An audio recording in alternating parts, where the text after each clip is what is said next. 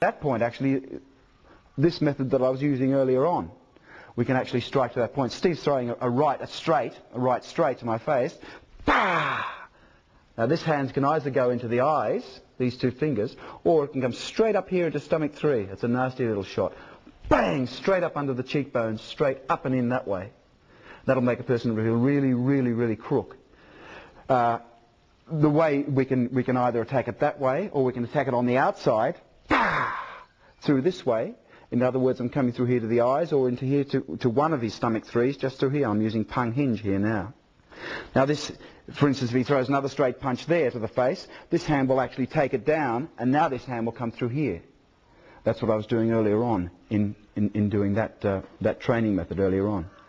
But I'll get back onto that in a minute, actually. We'll go back to this. Now, the index finger is striking to gallbladder 1, just up here in the corner of the eye. Your next finger, your longest finger, is striking in here to gallbladder 2, just forward of the earlobe. Your other finger, your ring finger, is going in there just under his ear, under the earlobe there, to triple heater 17. It's a death point. These gallbladder points, by the way, are both knockout points, and they will cause death if they hit hard enough, of course. The knockout because of the action on the carotid sinus, or the stomach 9 point. This one here is a death point.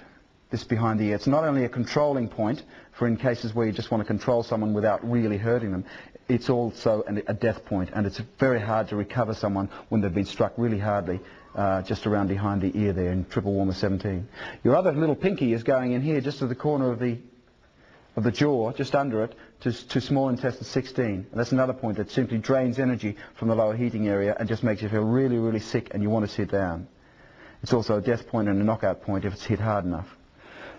Now, it's the tips of the fingers, though, that are striking. You're not sort of hitting with your hand like this. It's bah! The tips of the fingers like so. Now, we can have a little training method here to show you that you can get to it from all different ways. Now, it doesn't matter if your hand isn't striking exactly like that. You see, even if you're maybe in this position here and you've had to strike across like this, bah! In like that, your fingers, although different fingers will be striking at different points, they're still striking basically all of those points that I mentioned earlier, except that different fingers will be striking at different points.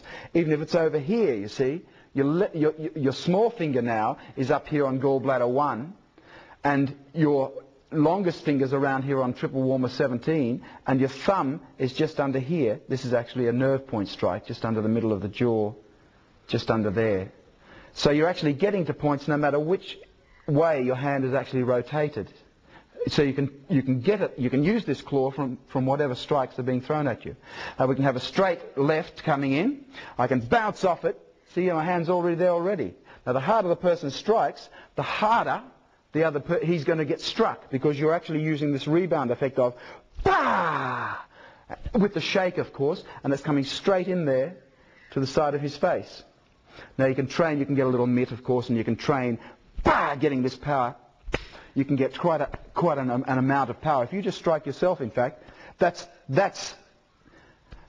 the hardest you can strike yourself without it starting to feel sick down in the belly there now.